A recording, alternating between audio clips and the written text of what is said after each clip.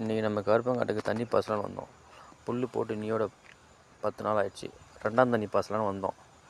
சரி, ரொம்ப டைம் ஆகிடுச்சு, சாப்பிட்லான்னு ஒரு ஹோட்டலுக்கு போகிறோம்.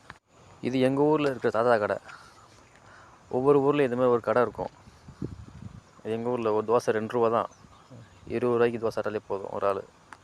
காசு இல்லைன்னா கூட தாத்தா கடையில் ஃப்ரீயாக சாப்பிட்டுக்கலாம், எதுவும் சொல்ல மாட்டார். எப்போ பார்த்தாலும் ஒரு பாட்டு பாடினே இருப்பான் ஆள்.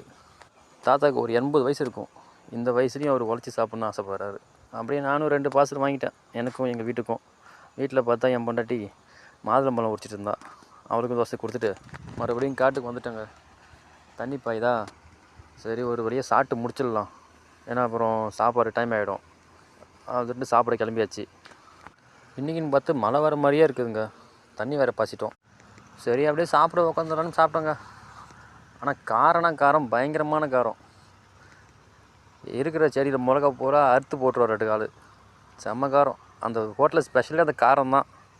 சரி அப்படியே சாப்பிட்டு முடிச்சுட்டு நம்ம வேலைக்கு கிளம்பியாச்சு. மழையை மாற்றி விட்டுட்டு அப்படியே வீட்டுக்கு கிளம்பலான்னு போயாச்சு. வீடியோ பிடிச்சிருந்தா மறக்காமல் ஒரு லைக் போட்டுருங்க. விவசாயம் பிடிக்குன்னா சப்ஸ்கிரைப் பண்ணிக்கோங்க. மழை வர மாதிரி இருக்குது. அப்படியே மோட்டர் ஆஃப் பண்ணிட்டு கிளம்ப வண்டி தான். இந்த வீடியோ உங்களுக்கு பிடிச்சிருந்தா உங்கள் ஃப்ரெண்ட்ஸுக்கு ஷேர் பண்ணுங்கள், லைக் பண்ணுங்கள், மறக்காமல் நம்ம சேனலை சப்ஸ்கிரைப் பண்ணுங்கள்.